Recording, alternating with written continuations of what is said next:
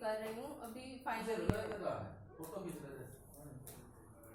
तो सब पहले तो मैं आप सबका धन्यवाद करना चाहूँगी जो मुझे यहाँ पे आके बोलने का इतना एक सुनहरा अवसर प्रदान किया आपने।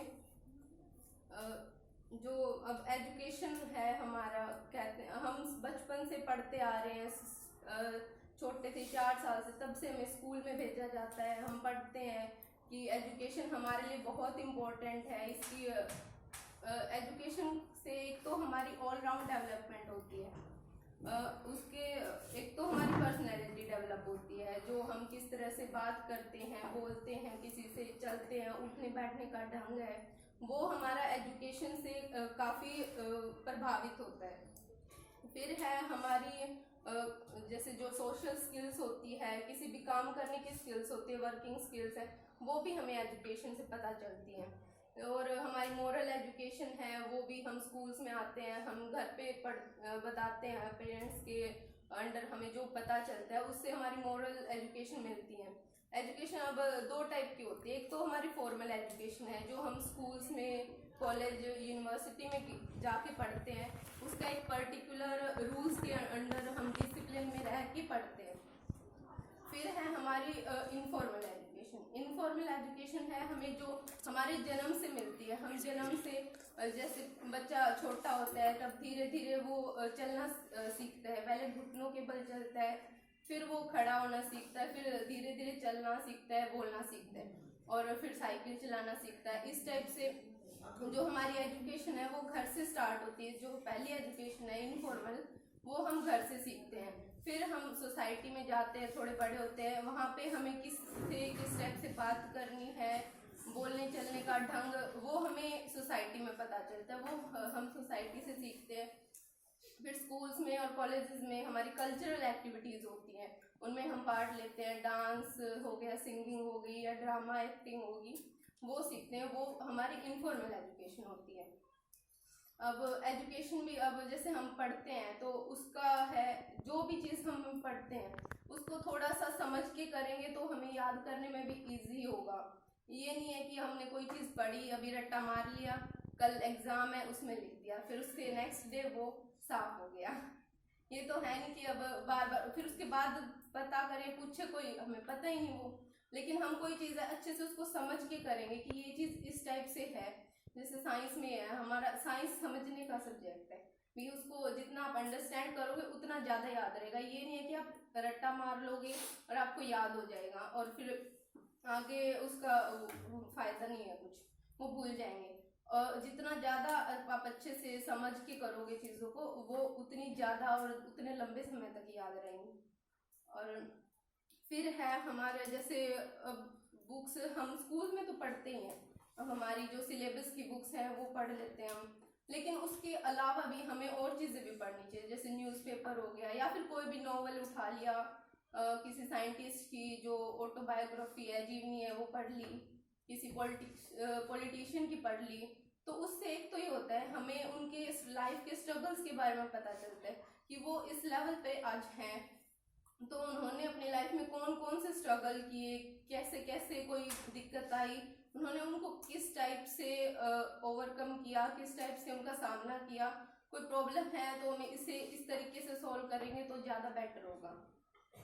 तो उससे हमें एक तो ये पता चलता है, और ये बेटर है कि हम खुद गलती करके सीखें, उसमें टाइम और एनर्जी दोनों जाएंगी। इससे अच्छा है हम दूसरों की गलतियों से सीखें, उससे उनके एक्सपीरियंस से सीख ले, वो ज़्यादा बेटर रहता है कि हम खुद गलती करके सीखें उसमें।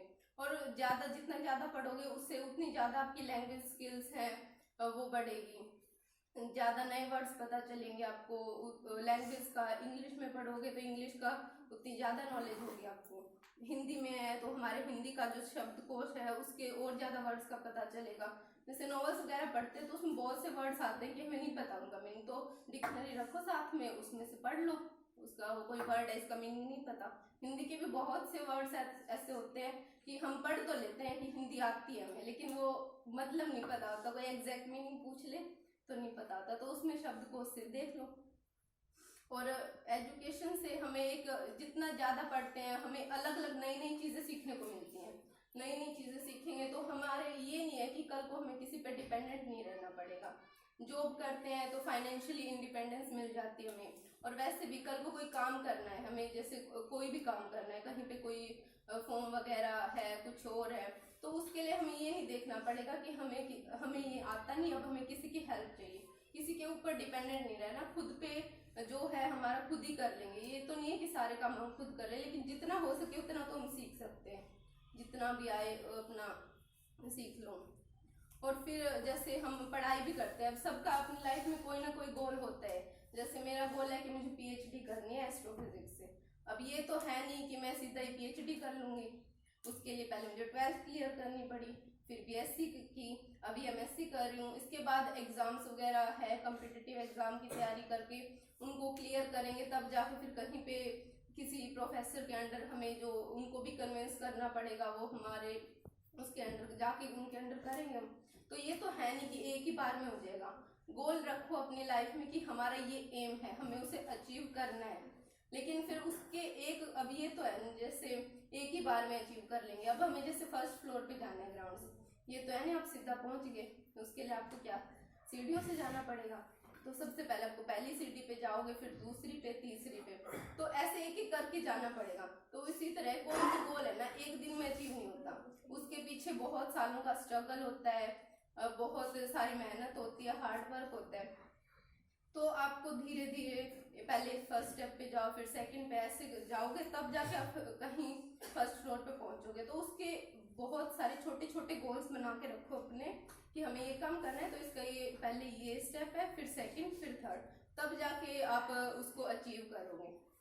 और मेहनत, हार्ड वर्क तो मस्ट है, अभी हार्ड वर्क तो करना ही पड़ेगा, बिना उसके ये नहीं। सिर्फ ये भी नहीं कि हम हार्ड वर्क ही करते रहें, स्मार्ट वर्क भी करो। अब जापान का तो सबको पता है कि वहाँ के लोग कितने मेहनती होते हैं। वहाँ पे 1945 में जब यूएस ने वहाँ पे हिरोशिमा और नागासाकी में एटम बम गिराया था, तो वहाँ पे सब कुछ बर्बाद हो गया था, लेकिन उसके बाद जल्दी ही उन्होंने अपनी डेवलपमेंट कर ली। वहाँ पे यूएस की कंपनी गई थी वहाँ के लोगों को जॉब देने के लिए, उन्होंने जॉब ऑफर की। तो वहाँ के लोग है ना, इस बात पे स्ट्राइक पे चले गए कि हमें वीक में 2 दिन की छुट्टी नहीं चाहिए। यूएस वालों का है कि हम मंडे टू फ्राइडे काम करवाएंगे, सैटरडे संडे आपकी छुट्टी है, घर रहो।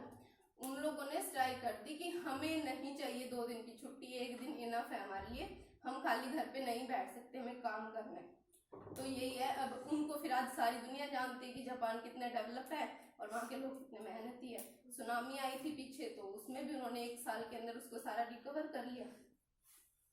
तो यही है कि हमें हार्ड वर्क करना चाहिए, और ये भी नहीं है कि हम सिर्फ पढ़ाई के उसमें रहे, अपनी हेल्थ का भी ध्यान रखना चाहिए। पढ़ते हैं ठीक है, पढ़ाई के साथ साथ हेल्थ बहुत ज़रूरी है।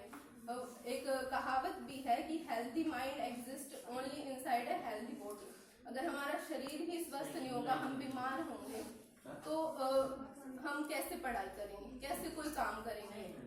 स्पोर्ट्स में भी है, बॉडी हेल्दी होनी बहुत ज़रूरी है, और उसमें भी हमारी पढ़ाई है वो इसी चीज़ पे डिपेंड है कि हम कितने हेल्दी हैं। हेल्दी रहेंगे, हेल्दी खाएंगे पिएंगे, तो हमारा माइंड भी हेल्दी रहेगा और हम अच्छे से पढ़ाई भी कर सकते हैं। लास्ट में बस यही कहना चाहूँगी कि अपना जो भी गोल है उसको अचीव करना, मतलब अपना एक एम बना के रखो, उसको स्टेप बाय स्टेप अचीव करो। Thank you.